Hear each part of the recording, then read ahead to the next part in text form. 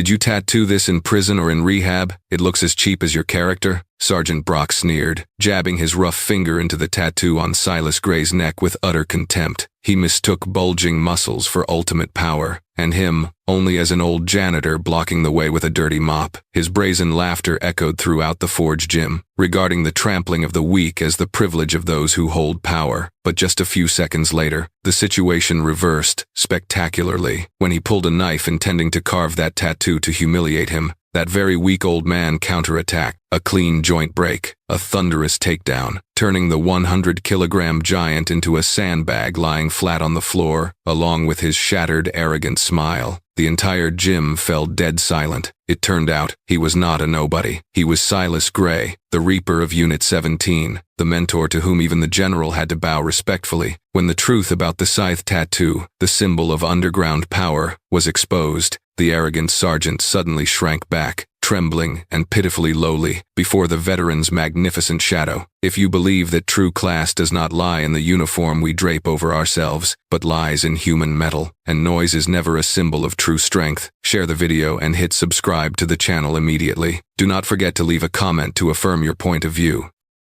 Fort Liberty Base was immersed in the dense early morning fog characteristic of North Carolina, but inside the forge, the air had thickened and heated up like a metallurgical furnace operating at full capacity. This was not an ordinary gym where people came to burn excess calories or look for nice photos to post on social media. The forge was dubbed the sanctuary of war gods, where the most elite members of the Delta Force honed their bodies into living weapons capable of the most brutal destruction. The sound of iron weights colliding with the reinforced concrete floor created sonic vibrations that pounded straight into the chests of listeners. The clanking of iron chains mingled with the growls of effort from men pushing their personal limits beyond the threshold of human endurance. The pungent smell of sweat, the smell of machine lubricating oil, and the cold metallic scent blended together, creating an atmosphere thick with masculine hormones, enough to make any outsider who accidentally stepped in feel dizzy and suffocated. Amidst that world worshipping bulging muscular strength and noise, Silas Gray moved like an invisible ghost. He was clad in baggy gray protective work clothes, old and frayed at the collar, making his skinny frame appear even smaller and swallowed up amidst the flesh and blood fighting machines around him. Silas pushed the mop along the narrow aisle between rows of equipment. His movements were slow but rhythmic and strangely precise. The mop, soaked in chemical cleaner, glided over the dirty floor, weaving through the legs of massive training equipment without causing a single small collision sound. He existed there, but seemed not to belong there, completely detached from the furious energy enveloping the room. A young soldier with biceps as big as ancient tree trunks, sweat streaming down a face red from exertion, had just finished a record-heavy weight set. He stepped back to catch his breath, his stumbling footsteps due to exhaustion,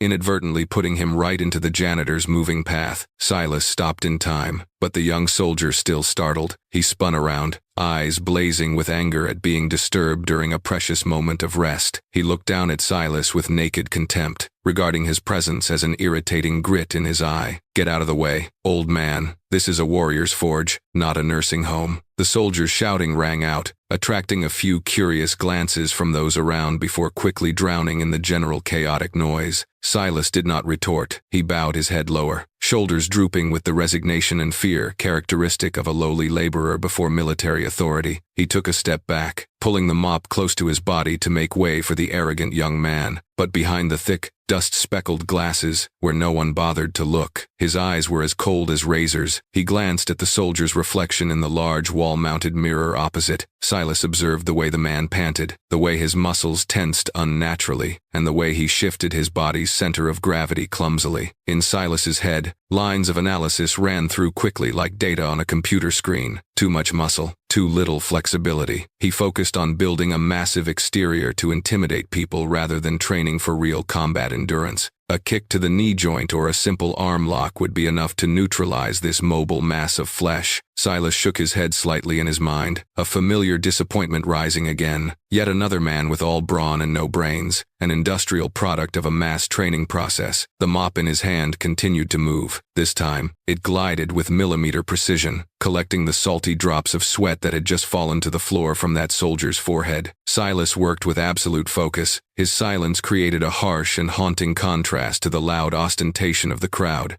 while they tried to scream to prove they were strong. He proved his existence through stillness, steadfast as a moss-grown rock amidst a rushing current. No one in this noisy gym knew that quiet, trash-sweeping old man was the chief recruiter of Unit 17, a ghost special task force specializing in executing top-secret operations that the government would never acknowledge. Silas was not here to clean trash. He was here to find a successor. He did not need giants who liked to growl. He needed a sharp blade that knew how to hide itself in a humble sheath, instead of flaunting danger outwardly. Silas stopped in a dark corner of the room, reaching up to adjust his collar. Peeking out from under the frayed shirt fabric on the right side of his neck was a secret carved into flesh, a dark tattoo, the ink lines blurred with time, but retaining a cold look. It was the image of a simple, crude scythe, the sign of the reaper, sleeping peacefully, waiting for the day to be awakened. Suddenly, an invisible wave of pressure hit, completely changing the atmosphere in the gym. The heavy, thick oak main door of the forge was struck by an extreme force from the outside, slamming against the wall, creating a terrifying crash like an explosion. That sound cut off all activities, causing the sounds of colliding metal to cease immediately. Every eye simultaneously poured toward the entrance. A giant standing 1.90 meters tall walked in, his massive physique blocking even the light from the corridor. He carried an overwhelming, aggressive, and authoritarian aura that made the entire gym suddenly fall silent as a sheet. Soldiers who were training enthusiastically suddenly stopped, holding their breath in wait. The king of the forge had arrived, and he was hungry for attention. Sergeant Brock entered the central area of the forge gym like a war god descended upon the earth, carrying a giant shadow that covered everyone unlucky enough to stand nearby. His appearance immediately created an invisible, repulsive force, compelling the surrounding crowd to part ways like sea waves splitting before the prow of an icebreaker. He needed not say a single word. Just the way he moved with his muscular chest puffed out and his arrogant gaze looking down on life was enough to assert absolute sovereignty over this place. Brock threw his branded gym bag hard onto the long bench. The heavy thud sounded like a declaration that this territory now belonged to him. Other soldiers, even those considered tough guys in the unit, automatically shrank back, avoiding Brock's provocative gaze and yielding the VIP dumbbell area, home to the heaviest weights and the best position in front of the mirror, to this uncrowned leader. A sharp-looking underling, his face exuding blatant sycophancy, hurriedly ran over from the water counter. In his hands were a pristine white towel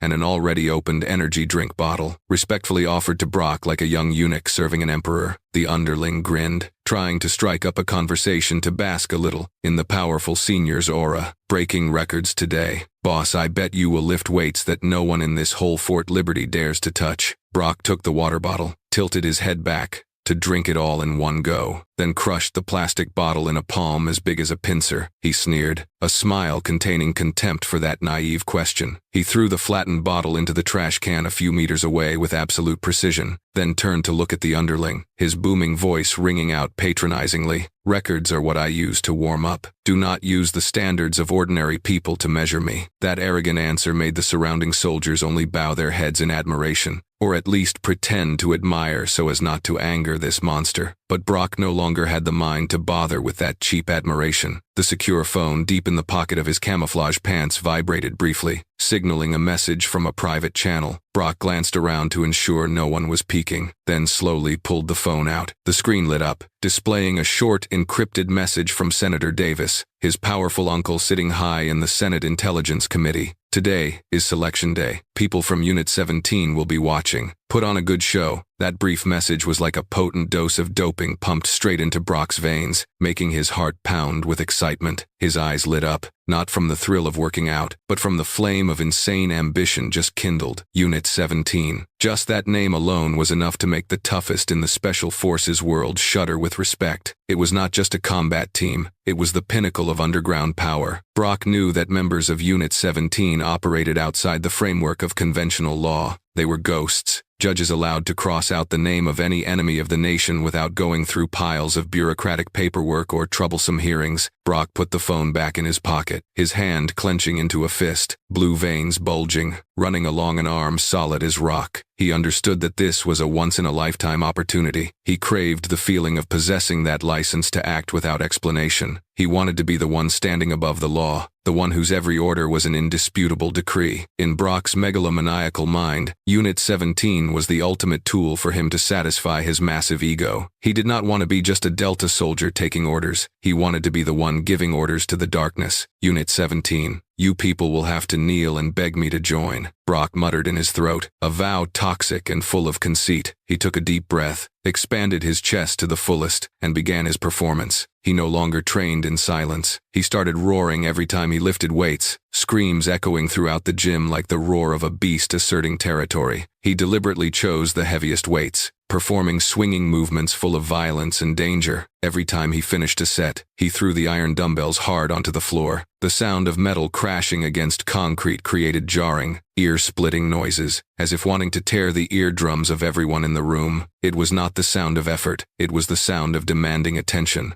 Brock wanted to ensure that, wherever the recruiter was hiding, that person could not take their eyes off him. While training, Brock's cold, sharp eyes continuously scanned the gym like a radar seeking targets. He suspected everyone. His gaze stopped at the training officer standing with arms crossed in the far corner, then swept over the sullen-looking lieutenant who had just transferred. He analyzed every face, every gesture, trying to find the person with the aura of Unit 17. He believed the recruiter must be someone looking truly dangerous, someone with a killing aura matching his. He acted out, flexed, showed off his bulging muscular strength, believing that was what Unit 17 was looking for, a fearless war machine, a monster that could crush everything. But no matter how carefully he searched, he still found no one worthy. The soldiers around were just mediocre people, lambs, fearful of the power of the alpha wolf that was him. Disappointment began to creep in, but then Brock's gaze suddenly swept across the corner of the room and halted. There, dwarfed amidst the shiny exercise machines and muscular men, was a gaunt, sickly figure in baggy janitorial clothes. Silas Gray, the old trash-sweeping man, was stooping to mop the floor, looking pathetic and out of place in this sanctuary, worshipping strength. Silas's presence was like a stain on the perfect picture Brock was painting, a weak, slow person, representing everything Brock despised. A brutal idea popped into Brock's head, to realize the megalomaniacal ambition right in front of the invisible recruiters. Just lifting weights was not enough. Anyone could lift weights, but not everyone dared to show cruelty and absolute authority. He needed to turn this gym into a dramatic stage, where he played the role of the most brutal ruler, the one holding the power of life and death in his hands. And the eternal law of nature is the strong eat the weak, Brock sneered, a cruel and cold smile slowly appearing on his angular face. He had found the perfect prop for his play. No need to look far. The contrast between him and that old janitor would be the clearest proof of his power. He would show the recruiter he not only had muscles but also the instinct of a predator, ready to eliminate weak links without mercy. Every king needs a slave to demonstrate power. He whispered that sentence like a verdict, then turned, striding with heavy and threatening steps toward the heaviest dumbbell rack, where 30-kilogram dumbbells lay silent, waiting to be turned into weapons in the hands of the megalomaniac. The atmosphere in the Forge gym, already tense from the heat of training, now became even more stifling as Sergeant Brock strode toward the weight rack. He did not choose the light weights to warm up. His hand, large as a pincer, glided past a series of weight levels and stopped at a solid cast-iron dumbbell weighing 30 kilograms. To an ordinary man, this was a significant mass, but for Brock at this moment, it was just a toy, or rather, a weapon camouflaged under the guise of sports equipment. He gripped the rough steel handle tightly, hoisting it off the rack gently as if it had no weight. His eyes were sharp and cold, calculating distance and angle meticulously, like a sniper adjusting his sights. He moved to the center of the training floor, rotating his body slightly to ensure that the gaunt back of the old janitor Silas Gray lay exactly on the natural swing trajectory of his arm. Everything was perfectly set up for a dramatic, accidental incident. Brock took a deep breath, his muscular chest expanding as if wanting to tear apart the tight t-shirt. He needed attention. He needed everyone in this sanctuary to glue their eyes to the upcoming performance of strength and power. He roared a loud sound, the noise echoing off the 4 glass walls, drowning out both the background music and the sound of colliding metal. "All look here. This is how an alpha beast trains." Brock's arrogant shout caused all activities in the gym to halt. Young soldiers stopped their hands, turning to look at the sergeant with eyes both curious and apprehensive. They saw Brock standing towering in the middle of the room, hand clutching the pitch-black dumbbell, exuding the aggression of a wild beast, entering a frenzy. He wanted to engrave this image into everyone's mind, and most importantly, into the eyes of the invisible recruiters he believed were watching. In the corner of the room behind Brock's back, Silas was still stooping to do his job. He dipped the mop into the bucket of murky water, wrung it dry, and then continued to push it across the sweat-slicked floor. He seemed hard of hearing, or too focused on the stains under his feet, to be completely unaware of the danger lurking right at the back of his neck. His hunched, weak back appeared truly pathetic and fragile before the massiveness and aggression of the giant, standing just a few steps away. Silas was like an old sheep lost amidst a pack of wolves, completely unaware that the Reaper's scythe had been sharpened and was waiting to strike. Brock began to execute the one-arm overhead dumbbell swing movement. He did not train according to standard textbook techniques. He trained in a wild and violent style to show off muscular strength. He lowered his center of gravity, using hip force to push up strongly to swing the dumbbell soaring high. Every time the dumbbell was swung up, the sound of wind whistling rang out whirringly, sounding eerie. Brock's breath was huffing, heavy and powerful, like the sound of the bellows of a giant smithy operating at full capacity. He tensed his muscles, every fiber bulging, face red from blood rushing. The pressure from his movements radiated terribly, making the surrounding space seem compressed. He swung 1 time, 2 times, then 3 times, the tempo getting faster and faster, the swing force getting stronger, building momentum for the brutal finishing blow. By the 4th swing beat, when the dumbbell reached the highest point of the trajectory, hanging suspended right above his head and preparing to plunge down by inertia, Brock knew the moment had come. In that brief split second, time seemed to slow down. He glanced quickly over his shoulder, determining Silas's position for the last time. The old man still stood there, completely incapable of defense. A sickly excitement crept into Brock's mind. He imagined the scene of the iron dumbbell smashing into that gaunt back, the sound of bones breaking crisply, the pathetic scream, and the chaos he craved. Brock pretended to lose balance, his body swaying slightly to create a fake scene, but on his face, where the panic of someone about to cause an accident should have appeared, a toxic and cruel sneer appeared instead. His eyes shone with the look of a murderer in soldier's clothing. He whispered softly, his voice containing a hypocrisy disgusting to the extreme, only enough for himself to hear. Oops, my hand slipped. Immediately, the large fingers tightening around the dumbbell handle suddenly loosened. The enormous centrifugal force accumulated from the previous swings immediately took effect. The pitch-black iron dumbbell, weighing 30 kilograms, escaped Brock's control, tearing through the air, rushing away like a cannonball. It did not fall straight to the ground, but followed inertia, hurtling toward the corner of the room with a deadly velocity. The wind screamed ear-piercingly as the cold metal block cut through space, carrying destructive power enough to crush anything blocking its path. Brock stood there, arms crossed over his chest, maintaining the posture of someone who had just slipped up, but was actually waiting to enjoy the result. He had absolutely no intention of rushing over to warn or stop it. He waited for a frantic scream, waited for the image of the old man tumbling into the dirty water bucket, covered in blood. He had prepared the next script. He would step forward, use a fake apologetic face to help the old man up, bestow a little patronizing pity in front of everyone, proving that he was a strong man with tolerance, even though accidents were inevitable during harsh training. But the soldiers standing around did not know that script. They only saw a tragedy impending. When the dumbbell slipped from Brock's hand and hurtled away, the entire gym seemed dead silent for 1/10 of a second, then exploded in panic. Pale faces, eyes wide with horror. They realized the dumbbell's trajectory was aiming straight at that innocent janitor. Careful, old man. Get out of the way quick. The warning screams of the young soldiers rang out heartbreakingly, blending together to form a chaotic sound of fear. Some intended to rush out, but the distance was too far, the speed of the dumbbell too fast. They looked on helplessly as the pitch-black iron block hurtled away like an unstoppable reaper. Their screams seemed to come too late, unable to catch up with the speed of the flying object. The iron dumbbell spun in the air, rushing straight at the stooping back of Silas Gray. The distance closed ruthlessly. 1 meter, 50 centimeters, 20 centimeters. The mass of 30 kilograms plus the giant's arm-swinging acceleration created a terrifying kinetic energy. If it collided, the old man's spine would surely snap in two. His chest would be crushed. A bloody tragedy, a farcical and painful death,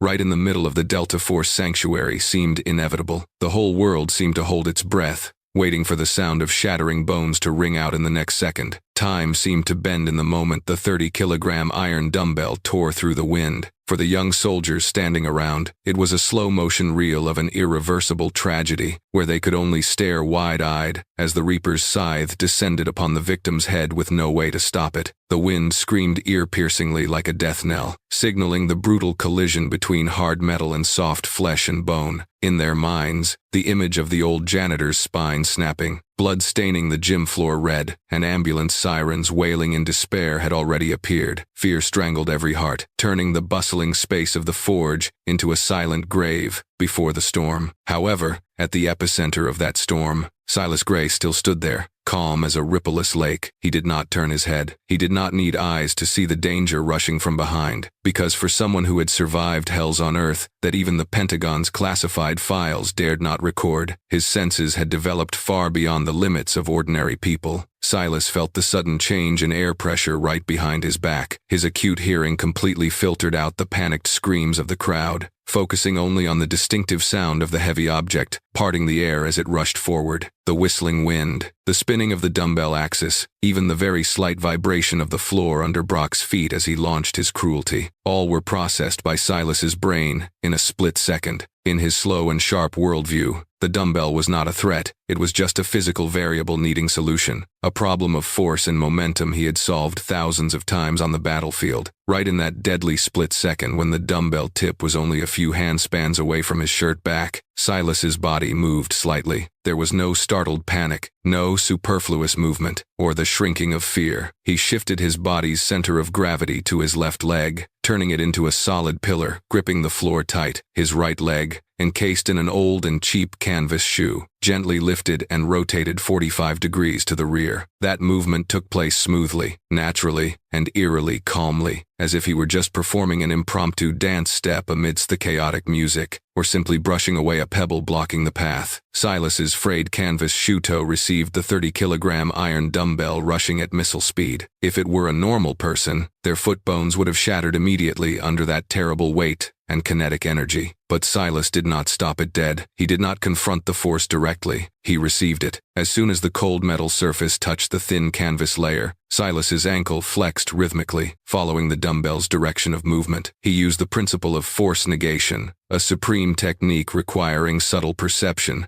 and absolute muscle control that only martial arts masters or top close-quarters assassins could understand. He borrowed the opponent's force to neutralize the attack, turning the destructive collision into a soft contact. Thud. There was no jarring crash of metal hitting bone or concrete floor. There was no horrific sound of breaking. Only a deep, soft, and unbelievably neat sound rang out, like the sound of a sandbag falling onto a foam mattress, or the sound of a thick book being closed gently in a library. That sound was small, humble, but had a psychological destructive power more terrible than any explosion. It denied all the violence, aggression, and brute force Brock had put into the throw. The enormous inertia of the dumbbell was completely neutralized in a brief moment. The pitch-black iron dumbbell, the killing weapon that just moments ago tore through the wind, now lay obediently and silently right on the toe of Silas's shoe, perfectly balanced to a bizarre degree. What was even more amazing was that the dirty water bucket placed right next to his leg still stood firm. The murky black water surface inside did not even ripple, not a single drop splashed out. Silas's control had reached a surreal realm, where external violence could not invade the stillness inside his circle of control. He stood there, one leg planting, one leg supporting the weight, back still slightly hunched, appearance still, that of a miserable janitor. But the aura radiating at this moment was as great and magnificent as a towering mountain. The entire forge gym fell dead silent. Silence enveloped the vast space, heavy and thick. Giants in the middle of lifting weights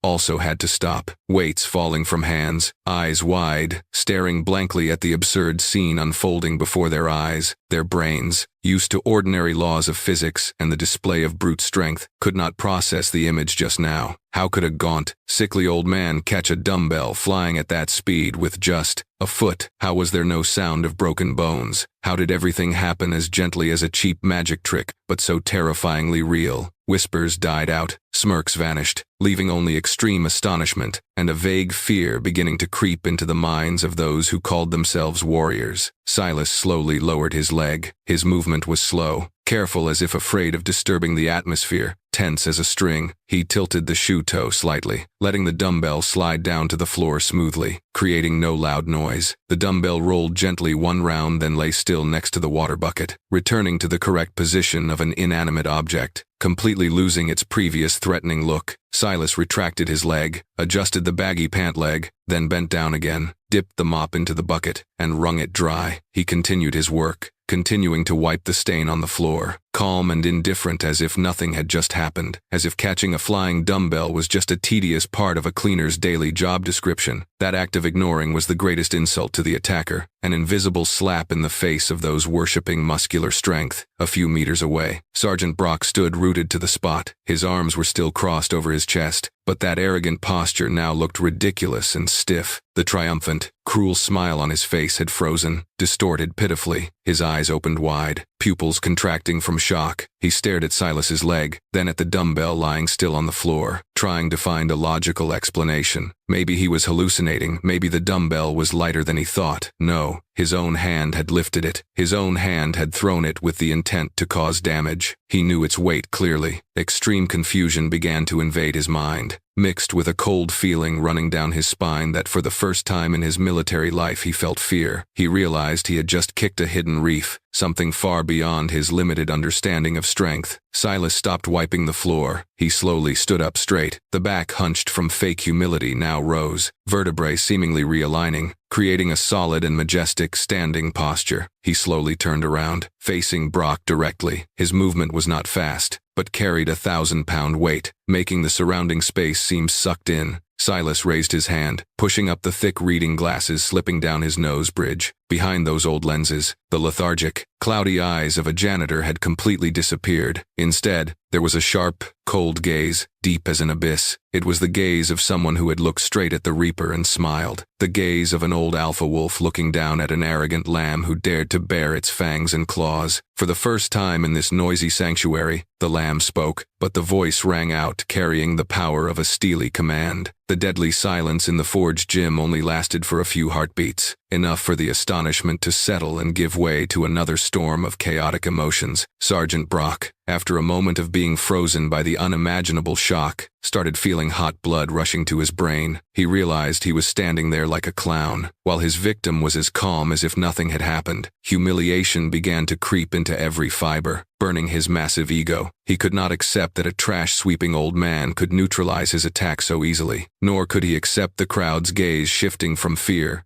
to doubt. He needed to master the situation. He needed to crush this resistance immediately to salvage the little face that was vanishing into smoke. Brock brushed aside the surprise, replacing it with the instinctual aggression of someone used to using fists to solve problems. He took a deep breath, chest heaving violently, then rushed stormily toward Silas. His footsteps pounded hard on the floor, creating threatening thudding sounds. He deliberately rushed at high speed and stopped abruptly right in front of the old man, using his superior physical advantage to create a towering wall of flesh. Brock's shadow fell down, completely blocking the ceiling light shining on Silas, as if wanting to swallow the small man into the darkness of power. Profuse sweat on his body evaporated, emitting the pungent, sour smell of anger and clumsily hidden fear. He lowered his head, bringing his face close to Silas's face, the distance so close that his hot and foul breath blew straight into the opponent's nose. Brock roared, the shouting echoing throughout the gym, carrying the brutality meant to overwhelm the listener. "What the hell are you doing, old man? Are your eyes located in your feet?" Saliva from his mouth spattered onto Silas's wrinkled face, sticking to the thick reading glasses frames. Brock intentionally shifted the blame back to the victim, turning Silas's agility into clumsiness, turning that miraculous dumbbell catch into a stupid obstructing act. He wanted to use shouting to cover up the truth that he had just failed to cause injury. He glared, eyeballs streaked with red veins, trying to find fear in the old man's eyes. He wanted to see Silas tremble. We wanted to see him back away and apologize profusely as usual. Brock continued to attack relentlessly with words. He thrust his face even closer to Silas, tone switching to direct threat. "You almost ruined my workout. Do you know who I am that you dare to stand there?" The question smelled full of power and complacency. He was reminding Silas, and also reminding everyone here of his position. He was Brock, the alpha beast, the one with the power of life and death in this sanctuary. He believed that as long as he yelled louder, more aggressively, the weak image of the missed throw just now would be erased. However, completely contrary to Brock's expectations, Silas Gray did not back down, not even 1 millimeter. He stood there, feet still gripping the floor like ancient tree roots, back straight facing the bristling giant. He did not raise his hand to wipe the saliva off his face, nor did he blink even once. Behind the dust-flecked lenses, Silas's eyes were calm as a deep lake surface, but hidden inside was a chilling, cold aura penetrating to the bone. That was not the look of a janitor afraid of losing his job, but the look of a judge looking down at a sinner. That absurd calmness made Brock, even in his blood-drunk state, involuntarily feel a cold current run down his spine. He felt like he was screaming at an inanimate stone wall, or worse, at a sleeping monster he had just accidentally awakened. Silas slightly curled his lips. A faint but full of sarcasm smile appeared on his rugged face. He spoke. His voice was not loud, did not scream like Brock. It was deep,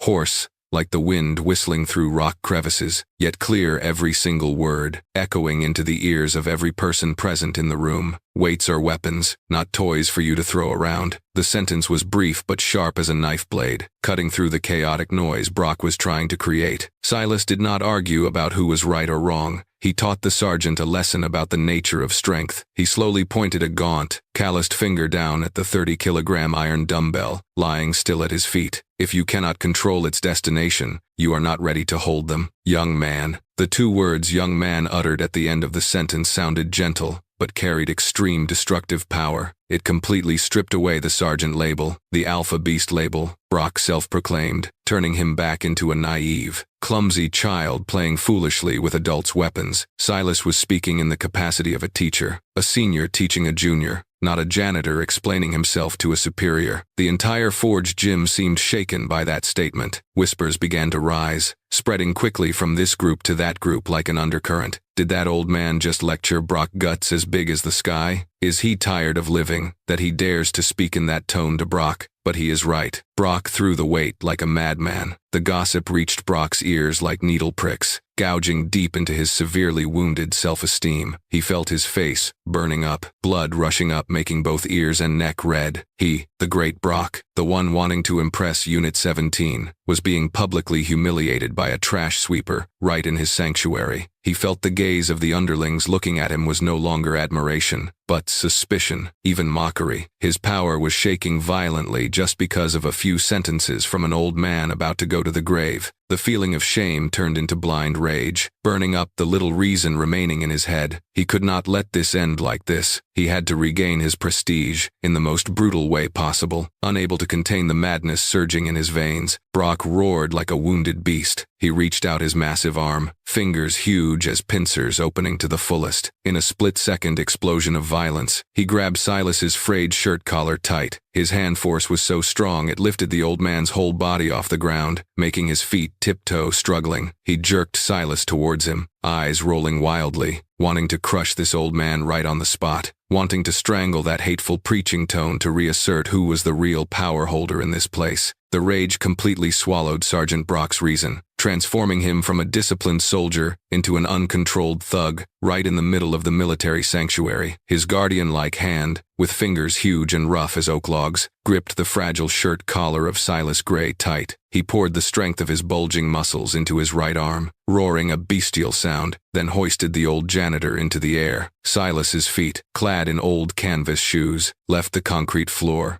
kicking helplessly in the air. His lightweight body was nothing compared to the strength of a giant, specializing in lifting record weights, making the scene look like a bear toying with a week-old rabbit before tearing the prey apart. Under the terrible pressure from Brock's pincer hand, the shirt fabric, already frayed over the years, could not endure any longer. A dry rip rang out, sounding jarring like the tearing of a shroud in the silent space. Silas's collar was stretched to the limit, and then tore open a long strip. Buttons popped off, scattering onto the floor like small bullets. The fabric covering the right side of his neck was ripped open, exposing the wrinkled, sun-tanned skin nakedly, the mark of age and hardship he had hidden for so long. And there, right on the hollow of the neck exposed under the bright neon lights of the gym, a black tattoo appeared vividly. It was not the exquisite tattoo artworks colorful, and full of aggressive details that modern Delta Force soldiers often showed off on their biceps or bare backs. It was a monochromatic tattoo. The dark blue ink lines had blurred and blotched with the flow of time, proving it had existed there for a very long time, perhaps even longer than the age of many soldiers standing in this room. The drawing was extremely simple, even somewhat crude, and scribbled a solitary Grim Reaper's scythe, long curved handle, and cold steel blade pointing upward. It lay there, silent and ugly on the aging skin, looking more like an India ink scar than a symbol of pride. Brock stared at that tattoo. For a brief second, he paused, eyes narrowing as if trying to decipher the meaning of this peculiar drawing. He searched his memory for symbols of special units, military badges, but absolutely none resembled this childish and cheap drawing. Initial astonishment was quickly replaced by a feeling of extreme contempt. He threw his head back and burst into raucous laughter. His laughter echoed, hitting the four glass walls, carrying undisguised mockery and bitterness. It was the laughter of a superior who had just discovered the humiliating secret of someone at the bottom of society. "What the hell is this?" Brock laughed while turning to the surrounding soldiers, who were standing bewildered, not understanding what happened. He used his rough index finger to point straight at Silas's neck, as if displaying a strange object in a freak show. He wanted everyone to witness this farce, wanted to share his contempt, to completely isolate the poor old man. "Look, do you guys see? A scythe." He tattooed a peasant scythe on his neck. Brock's tone was full of sarcasm and toxicity. He thrust his face close to the tattoo, hot breath blowing onto Silas's sensitive skin. He squinted, scrutinizing every blurred ink stroke, then pouted in disparagement, with the most patronizing voice possible. "Where did you get this tattooed, old man? In prison or in some cheap rehab center? I bet you traded a pack of cigarettes or a moldy piece of bread for some prison mate to use a sewing needle and ballpoint pen ink to scribble on you. Right, it looks as cheap and dirty as your character." To Brock, a military tattoo had to be a symbol of strength, of elitism, like the skull, cobra, or soaring eagle he had tattooed all over his back. As for this crude scythe image, in his eyes, it was just the mark of the lower class, of petty criminals or failed junkies on the fringes of society. He did not know that that simplicity was the most perfect camouflage, and those blurred ink lines were proof of the seniority of a legend. The more he spoke, the more excited Brock felt. He shook Silas hard, like shaking a ragged doll, making the old man's head nod and sway to the rhythm of his violence. A dark thought flashed in Brock's mind, a perfect excuse for him to legitimize his bullying behavior under the guise of protecting military honor. He glared at Silas, his voice hardening, shifting from mockery to steely accusation. "I know your kind inside out. I bet you are playing the stolen valor game to get a job here. Right, you tattooed this nonsense image to fool the public, to make people think you were also some tough guy in the past. You are an unemployed junkie old man, wanting to seek a bit of superfluous glory from real soldiers like us. Huh." The stolen valor accusation was one of the heaviest insults in the military environment. It struck at the self-esteem of anyone wearing a soldier's uniform. The surrounding crowd began to whisper. Their eyes, looking at Silas, shifted from pity to suspicion and anger. Brock had succeeded in inciting mob psychology, turning Silas into a common enemy, a fraud, tarnishing their uniform color. However, amidst the storm of humiliation and violence, Silas Gray remained silent. He did not struggle, did not explain, nor did he beg for forgiveness. He let Brock grab his collar, let the insults pour down on his head like rain. However, if Brock had bothered to look closely into the eyes behind those reading glasses, he would have seen a terrifying change. The initial calmness and indifference had disappeared. Replacing it was a gaze deep,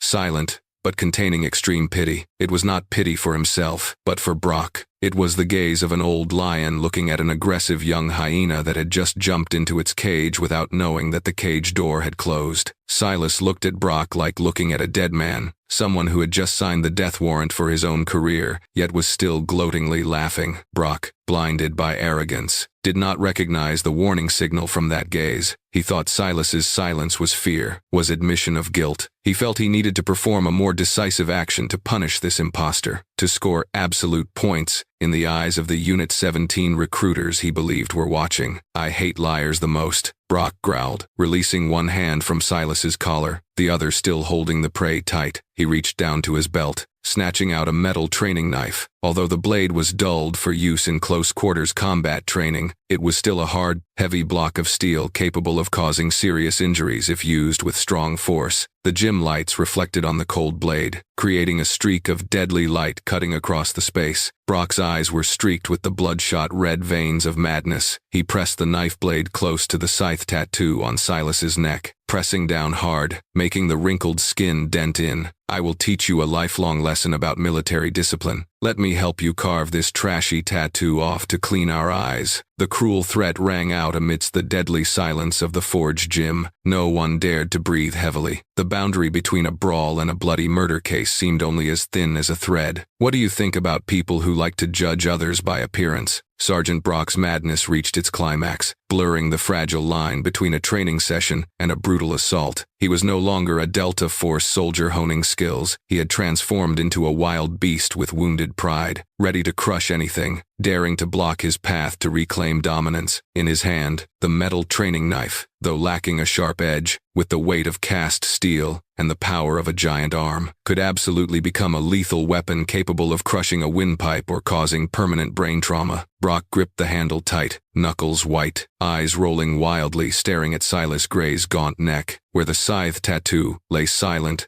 as a quiet challenge. "I will teach you a lesson about respect, you piece of trash." Brock's roar rang out like thunder, tearing through the tense atmosphere of the forge gym. He hesitated, not a second longer. He rushed forward. The entire 100-kilogram mass of muscle moved with terrifying speed, creating a pressure wave of wind compressing the surrounding space. Soldiers standing nearby held their breath, faces drained of blood. A few instinctively intended to rush out to intervene, but the insane killing aura radiating from Brock was too immense. Plus, the event happened too fast, paralyzing them on the spot. They could only widen their eyes, horrified, waiting for the terrible sound of metal hitting flesh, waiting for the collapse of the poor old janitor. Brock swung his right arm high, executing a vertical chop from above, aiming straight at Silas's neck and shoulder. It was a crude attack, lacking any refined technique, simply using overwhelming strength to crush the opponent. In Brock's simple thought, Silas would panic and retreat, cower, or raise his hands to block in vain, and then he would break the old man's arm, pin him to the floor, and press the knife tip into that tattoo to humiliate him. He firmly believed that no one, especially a sickly old man, could withstand a full-force strike from him. But Brock had committed the worst tactical error of his military career. He underestimated his opponent, and worse, he let emotions dictate his actions, exposing fatal openings that even a recruit was not allowed to make. In that moment when the steel knife tore through the wind, plunging down, time for Silas Gray seemed to stretch infinitely. He saw clearly every muscle fiber tensing on Brock's arm, saw the clumsy and flaw-filled trajectory of the attack. A normal human's survival instinct when facing danger is to retreat or run away. But Silas was not a normal human. He was a warrior forged through the fiercest battlefields, where retreating meant death. Instead of retreating, Silas unexpectedly stepped forward, half a step. His movement was incredibly fast, neat, and decisive. He penetrated directly into the opponent's safety zone, going deep inside Brock's attack arc before his arm could fully descend. This action was extremely bold and dangerous, like someone rushing into the eye of a storm. But that very boldness completely neutralized Brock's advantage of long reach and attack momentum. As soon as he reached the giant's body axis, Silas swung his left hand up. It was not a punch, nor a normal block. His gaunt, calloused hand chopped hard into the inside of Brock's right elbow joint, right at the most sensitive weak point where the ulnar nerve passes. This parrying motion was minimalist to the extreme, but the precision was absolute. Crack! A dry sound rang out, hearing like a dry branch snapping in an old forest. It was not the sound of breaking bone, but the sound of joint and ligament being subjected to an extremely strong and sudden force, causing Brock's arm to paralyze immediately. A sharp, stinging pain ran from the elbow up to the brain, making Brock scream a frantic cry of pain. His knife-holding arm completely lost control force, was knocked aside, the steel knife veering off course, chopping into the void pathetically. But Silas did not stop there. As soon as Brock's arm was neutralized, Silas continued to move with inertia. He rotated his body 180 degrees, turning his back to Brock, Pressing his hip close to the opponent's hip, he lowered his body's center of gravity slightly, turning his hip area into a lever fulcrum, solid as bedrock. His right hand grasped Brock's collar tight, left hand holding the paralyzed arm tight. The entire process took less than 2 seconds. Silas combined Brock's own rushing inertia with the supreme leverage technique of jiu-jitsu. He took a short breath, used hip force to heave up strongly combined with shoulder rotation. Sergeant Brock's massive 100-kilogram body suddenly became light as air. Losing all weight, he felt the ground under his feet disappear, the whole world spinning around. He was lifted into the air, flying over the small old man's shoulder as lightly as a feather, drawing a perfect and humiliating arc in the air. Slam! A shocking collision sound rang out, shaking the entire gym floor. Brock's entire guardian-like physique smashed onto the rubber mat floor with extreme force. Dust from the mat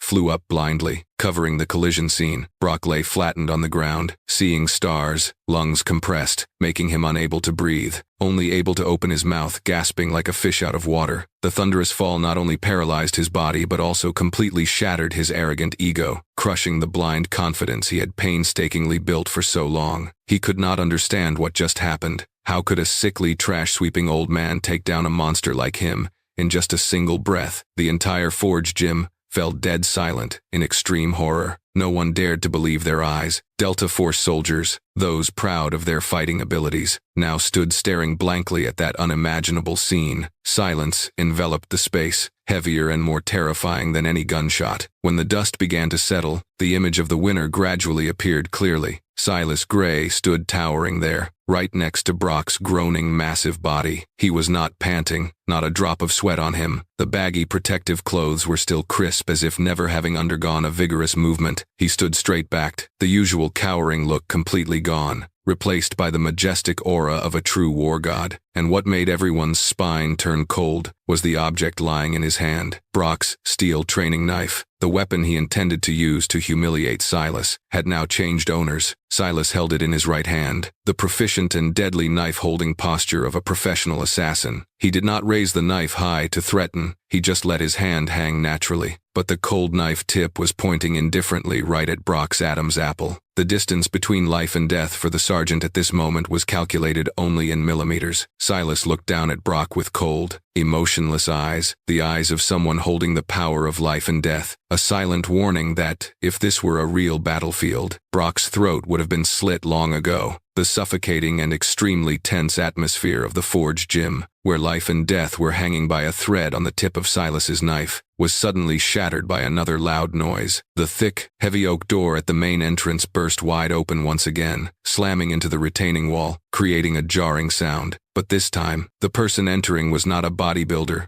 soldier, showing off muscles, but a group of military police fully equipped with weapons, led by General Holloway, the base commander of Fort Liberty. General Holloway rushed into the room with a panic rarely seen in a high-ranking officer. His face was pale, beads of sweat on his forehead, eyes wide with horror as he witnessed the scene unfolding before his eyes. He saw Silas Gray standing towering with the knife held close to Sergeant Brock's throat. An extreme fear invaded the general's mind, but it was not fear for Silas's safety, but fear for the life of the stupid subordinate lying on the ground. Holloway understood better than anyone that if the wild beast sleeping inside that man truly awoke, then not only Brock but this entire gym could be flattened. "Stop, Master. Please do not do that." The scream of General Holloway rang out, breaking due to fear of the worst-case scenario. The word "master," uttered from the mouth of a powerful 3-star general, echoed between the four walls, making everyone who heard it fall dead silent. That was not a form of address for a janitorial staff member. It was the utmost respect reserved for a great predecessor. Hearing the familiar call, Silas's sharp and emotionless gaze flickered slightly. The cold, killing aura enveloping him softened a bit, like a snowstorm that had just passed, leaving behind silence. He glanced at Holloway, a slight nod replacing a greeting. With a skillful and decisive wrist movement, Silas lightly flicked the knife in his hand. Thunk! The steel knife left his hand, embedding itself deep into the wooden floor right next to Brock's ear. Just a few centimeters away from his auricle, the knife handle was still vibrating violently, emitting an eerie humming sound. It was a final warning, a testament showing that Silas could take his life at any time if he truly wanted to. Escaping the Reaper's scythe by a hair's breadth, Brock scrambled up. He panted heavily, his face bright red from a mixture of the fear just experienced and the rage of being humiliated in front of the crowd. He still had not fully grasped the situation. His wounded ego made him blind to reality. He saw General Holloway and the military police squad, and his faith in the military hierarchy surged again. He believed that justice would belong to the one wearing the sergeant rank, not a crazy, trash-sweeping old man. This crazy old man attacked me, General. He used a weapon to attack military personnel. Arrest him immediately, Brock screamed, his hand pointing straight at Silas's face aggressively. He intended to rush in to settle the score once again, wanting to use a superior's authority to punish the one who had humiliated him. But just as he started to step forward, a solid hand pushed hard against his chest, the force strong enough to make the giant stumble back a few steps to regain balance. The person blocking him was none other than General Holloway. The commander stood shielding between Brock and Silas, his eyes looking at the sergeant, containing explosive anger. He was not protecting Brock from Silas, he was protecting Brock from death. Holloway grabbed the collar of Brock's uniform, roaring into his face, spittle flying out due to agitation. "You are crazy, Brock. Do you know who you just attacked? Do you know you just almost dug your own grave?" Brock was bewildered by the general's fierce reaction. He did not understand why his superior was defending an outsider. He still stubbornly clung to his narrow prejudice, to the tattered appearance he saw. "But sir, he is just a trash sweeper. He is a stolen valor fraud with a cheap tattoo desecrating the military. He has no right to be here,"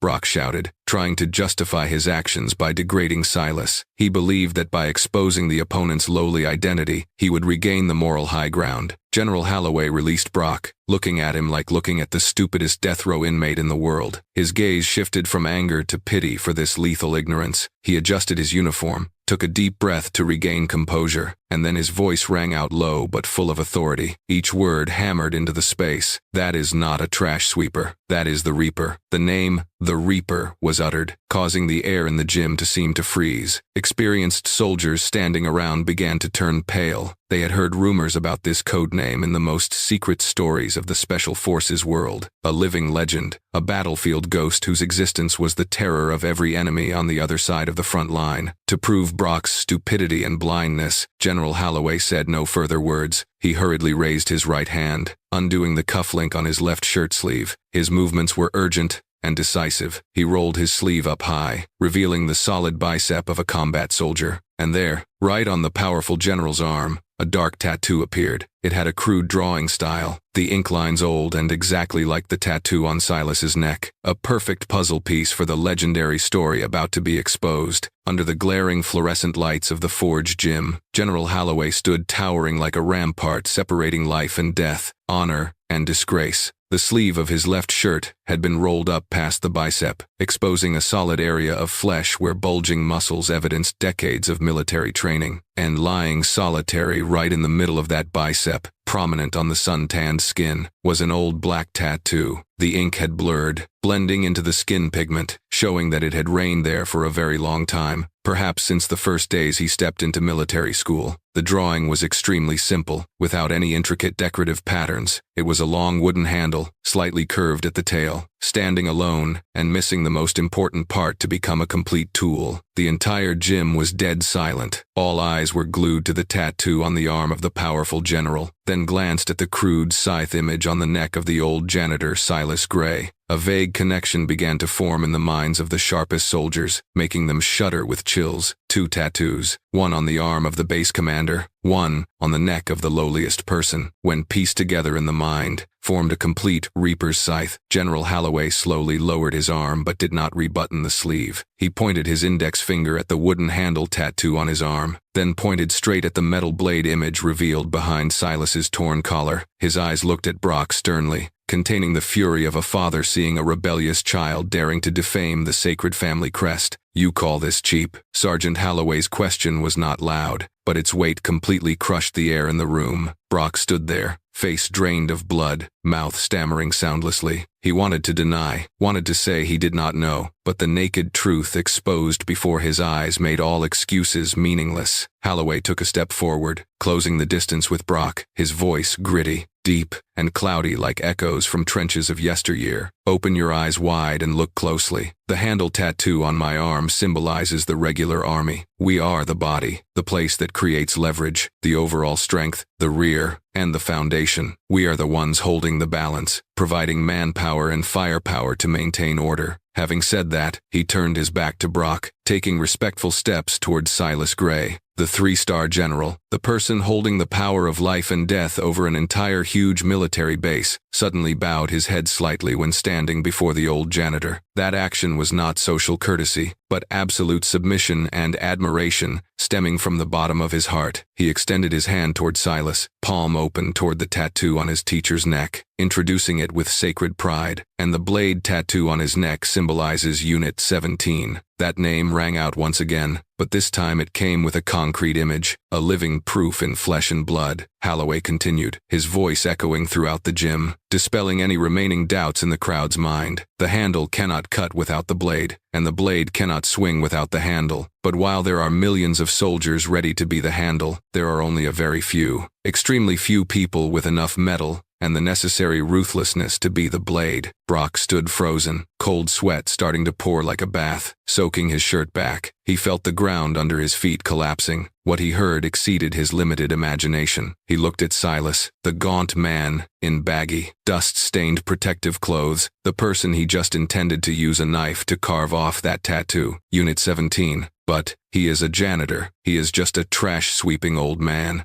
Brock uttered unconsciously, his voice trembling and weak like the moan of a dying person. He still stubbornly clung to the outer shell, unable to accept the truth that the man standing before him held a position higher than anything he dared to dream of. General Holloway spun around, fiery eyes burning Brock's ignorance. He cut off the sergeant's rambling words with a more brutal truth. Only the commander and the 12 most core members of Unit 17 are allowed to bear the blade image. Do you understand what that means? Holloway stepped forward, poking his finger into Brock's chest, pushing him back. Its meaning is not the trivial death you often praise. It is the harvest. When diplomacy fails, when conventional military measures hit a dead end, when the world stands on the brink of chaos that no one dares to intervene, they will appear. They are the ones who clean up everything, harvesting the most dangerous heads so order can be re-established. They do not seek glory. They accept living in the shadows so people like you can stand in the light and beat your chest in pride. The entire forge gym sank into absolute silence. The young soldiers looked at Silas with completely different eyes, no longer contempt, no longer curiosity, but fear mixed with admiration. They were standing before one of the 13 most dangerous people on the planet, a living legend they thought only existed in blacked-out secret files. The general pointed at Silas, his voice breaking with emotion. He is the one who strategized more than half of the Pentagon's successful operations in the last 20 years. The victories you often bring out to show off in pubs are the work of this great mind. And most importantly, he is the teacher who taught me how to hold a gun, taught me what a true soldier is before I wore these stars on my shoulders. Each of General Holloway's words was like a sledgehammer blow landing on Brock's head, completely shattering his distorted worldview. He stepped back, stumbling, his back hitting the weight rack, creating a jarring noise. He looked at Silas Gray, the person he had just insulted as trash, imposter, junkie. He recalled the words he said, recalled the way he threw the weight at him, recalled the knife he intended to use to slash that sacred tattoo. The collapse taking place in Brock's mind was even more painful than the physical fall earlier. He had spent this whole morning, spent this whole career preparing for the moment to perform in front of Unit 17's recruiter. He had dreamed of joining the ranks of those ghosts, possessing ultimate power. But ironically, in the blood-drunk state of his megalomaniacal ego, he did not realize that the person holding the key to his dream had been standing right in front of him from the start. He not only failed to impress but also slammed the door to his future shut with his own hands, even spitting in the face of the only person who could open it. Brock realized he was not a brave alpha beast, but just a stupid clown dancing in front of the war god. Regret and fear hit like a red tide, drowning him in hopeless despair. The truth about Silas Gray's identity was like a storm that had just swept through the forge gym, leaving behind it a desolate and stifling silence. There was no more sound of weights colliding, no more whispering gossip. Even the soldiers' breathing became cautious, as if they feared that any sound emitted at this moment could provoke the wrath of the war god standing there. Sergeant Brock, the man who just moments ago was the center of the universe with a megalomaniacal ego, now stood cowering, eyes wide and soulless, staring into the empty void, completely defeated by the weight of the truth. He waited for a thunderous rage, waited for Silas to rush in and punish him with the deadly skills of Unit 17, or at least a stream of terrible curses to avenge the insults from earlier. But Silas Gray did not do that. He showed no anger or animosity. He stood there, calmly raising his hand to adjust the torn shirt collar, smoothing out the folds of the dust-covered protective work clothes. In his eyes, looking at Brock at this moment, there was no flame of hatred, but only a deep disappointment remaining, the look of a teacher witnessing the most potential student committing the most elementary mistake. His demeanor gradually returned to its inherent calmness, but now, that calmness exuded the authority of a true leader, making the person opposite bow their head in fearful respect. Silas slowly reached his calloused hand into the deep chest pocket of the baggy protective jacket. He pulled out a pale yellow file envelope. It was slightly crumpled and stained with a few grease streaks from being stuffed together with a bunch of cleaning rags, but the bright red seal printed with the national emblem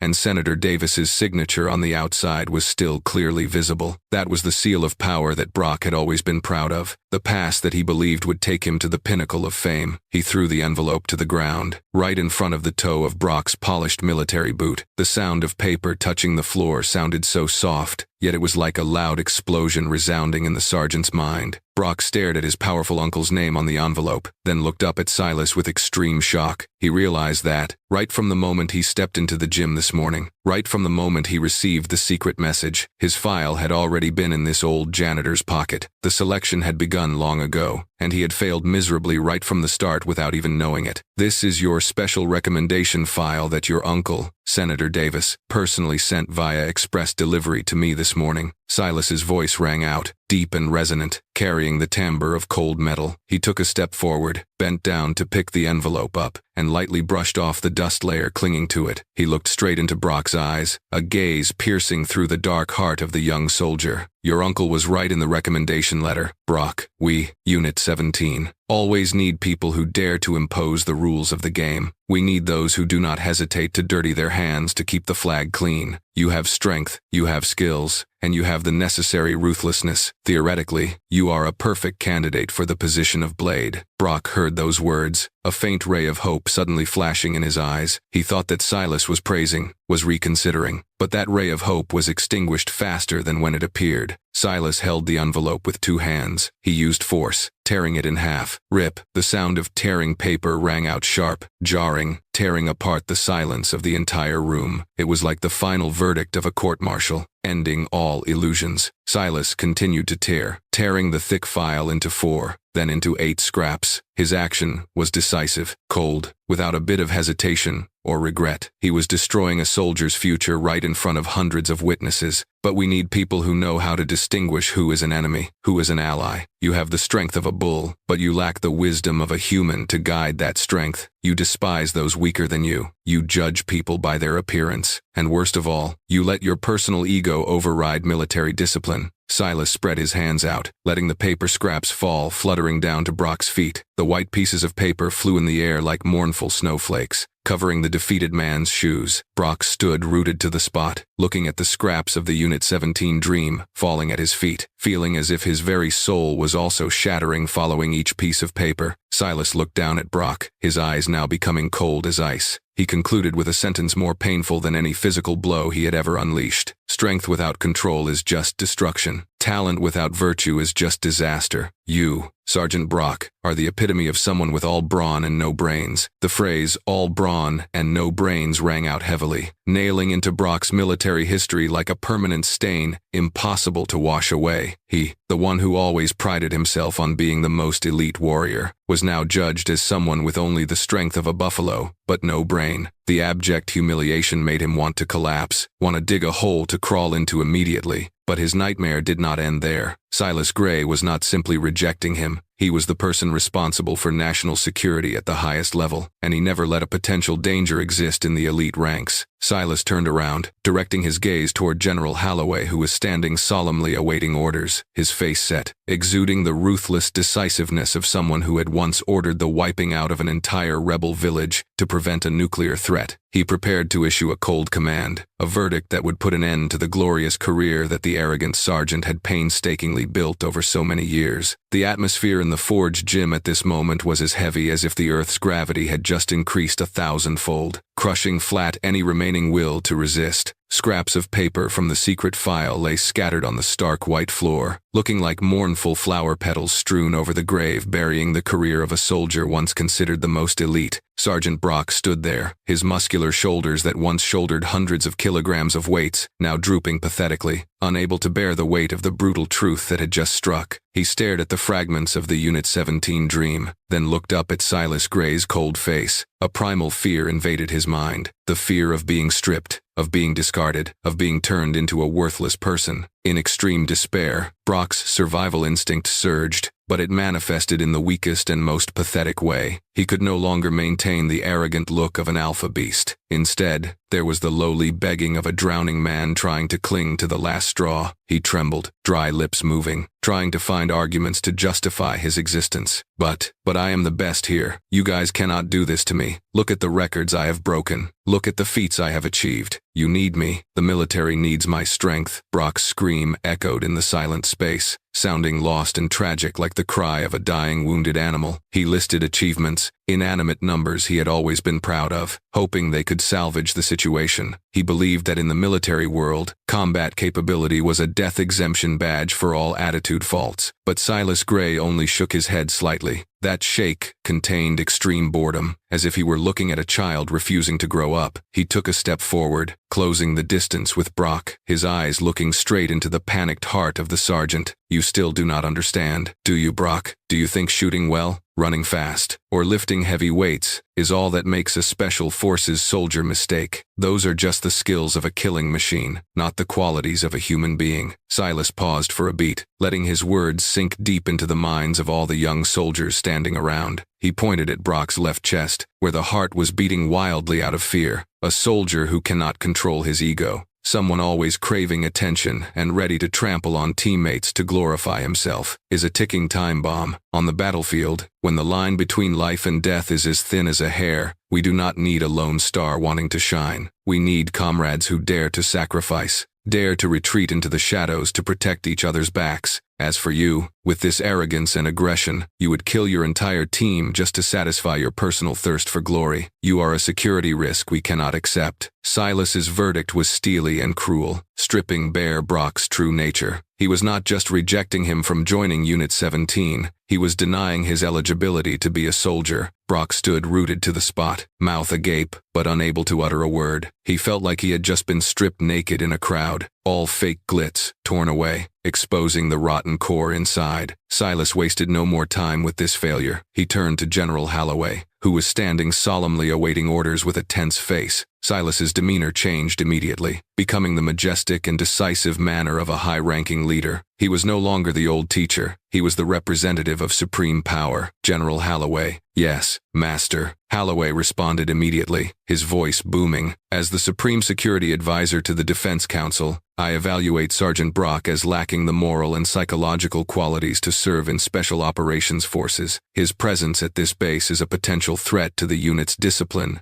and solidarity. Silas paused for a moment, his eyes sharp, cold as a blade, chopping down the final sentence. I recommend transferring him out of the Delta Force immediately. Send him back to a logistics or administrative unit, where he can relearn introductory lessons on humility before thinking about holding a gun again. Strip all command authority and revoke the military weapons use permit. That was a death sentence for a military career. Being kicked out of Delta Force, the spearhead of the U.S. military, and exiled to do paperwork, was a humiliation worse than death for a combat soldier like Brock. It meant he would forever lose his status, lose respect, and bury the entire brilliant future he had once dreamed of. General Holloway did not hesitate at all. He understood clearly that Silas's judgment was always absolutely correct. He bowed, clicked his heels, creating a dry sound, expressing obedience to orders. Clear, Master. The decision is effective immediately. Military police will escort Sergeant Brock to the detention room to process rank stripping and transfer procedures. Hearing that, Brock's legs seemed to lose all strength. He collapsed to the gym floor. His knees hit the rubber surface hard, creating a heavy thud, the sound of total collapse. He sat flat on the ground, arms hanging loose, eyes staring blankly into the void. The Unit 17 dream had vanished into smoke, and worse, even the current position he had to shed blood and sweat for years to get was stripped away in just a blink of an eye. He had lost everything. From a king of the gym, a proud alpha beast, now he was just a soulless body, the most pathetic failure in the history of the Forge. Around him, the space was terrifyingly quiet. The young soldiers, who just minutes ago looked at him with admiration and worship, were now backing away further. They looked at him with eyes full of apprehension, alienation, and even contempt. They realized their idol was just a hollow shell, a cowardly bully hiding in the shadow of muscular strength. No one stepped forward to help him up. No one said a comforting word. Brock was completely isolated in the crowd, clearly feeling the chill of estrangement. He had sown the wind, and now had to reap the whirlwind. His arrogance had pushed everyone away, leaving him alone in his own failure. Silas Gray adjusted his sleeves, his face returning to its inherent calm look. He walked past Brock kneeling on the ground. He did not stop to mock, did not turn back, to look at the defeated man one more time. To Silas, Brock at this moment was just like a dust particle he had just swept clean from this sanctuary to return its purity. He walked with a relaxed demeanor, but every step exuded the greatness of a winner without a crown. Passing by Brock's shoulder, Silas dropped a final sentence, his voice soft but echoing, embedding deep into the minds of all young soldiers witnessing this expensive lesson. Strength without character is just destruction. Remember that if you do not want to end up like him. That sentence hung in the air, a deterrent, the final moral lesson the old recruiter left for the next generation. Silas walked toward the corner of the room, where his water bucket and mop were still lying quietly waiting. He bent down, picked up the mop,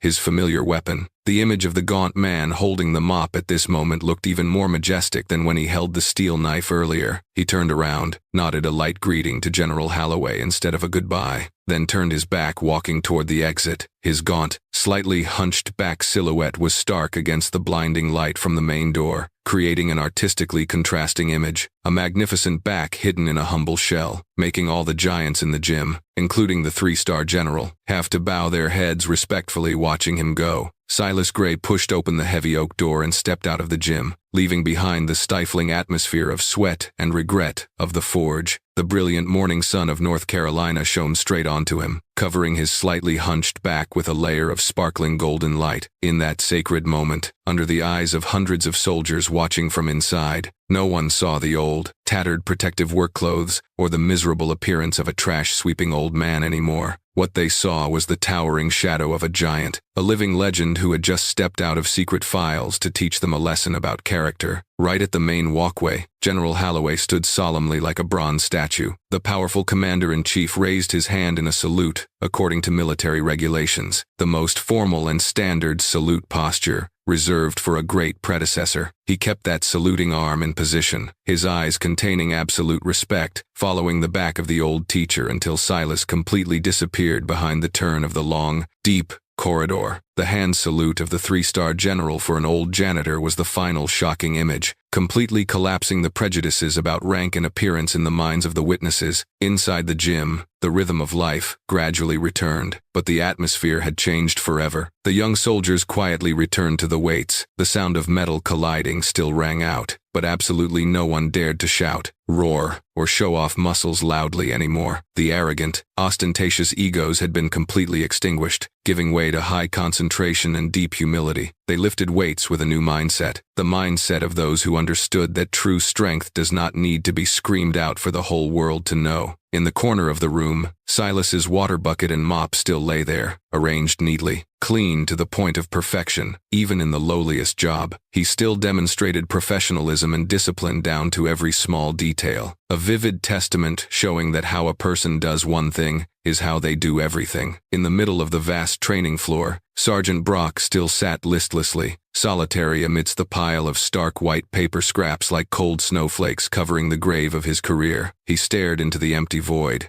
his hollow eyes reflecting the collapse of a megalomaniacal dream. Today's expensive lesson would become a nightmare haunting him for the rest of his life, reminding him of the price to be paid for blind arrogance. He thoroughly understood a cruel truth. Storms do not create heroes. They only reveal cowards hiding in the shadow of the aura. The final image remaining was not bulging muscle masses, but the tattoo on Silas's neck as he stepped out into the light. Under the sun, the image of the dark, crude scythe once mocked as cheap now looked sharper and more authoritative than ever. It was no longer a blurred ink stain, but the mark of the reaper, of the harvest of justice. The story closes, but its resonance still echoes, reminding each of us that true class does not lie in the uniform we drape over ourselves, and noise is never a symbol of true strength. The story of the sanctuary, the forge, closes there, not with the jarring sound of colliding weights or roars of intimidation, but with a silence long enough for the truth to wash away megalomaniacal egos. True class is sometimes hidden beneath a shell of poverty and resignation, for so long that when awakened by the old veteran's gentle weight block, it no longer needs to argue noisily. It just stands there quietly, towering and sharp as a knife, forcing all those who once believed in flashy appearances to bow their heads and look straight at their own weaknesses. And there are people like Silas Gray. They do not need to be honored under stage lights, nor do they need hollow praises. They accept stepping back into the shadows, acting as silent ghosts, only needing to know that in the most pivotal moments, their mettle and intellect kept order from being overturned by those with all brawn and no brains. If the image of the crude scythe on the old janitor's neck made you pause and reflect for even a few seconds, if you have ever seen someone underestimated just because of their silence or rugged appearance, stay with us. Hit follow and subscribe to the channel right now so as not to miss the next journeys. Here, we do not tell stories to please the majority, but tell stories true to conscience and truth. Because every time you choose to listen to the end, you are contributing to helping forgotten precious values have one more chance to step out into the light.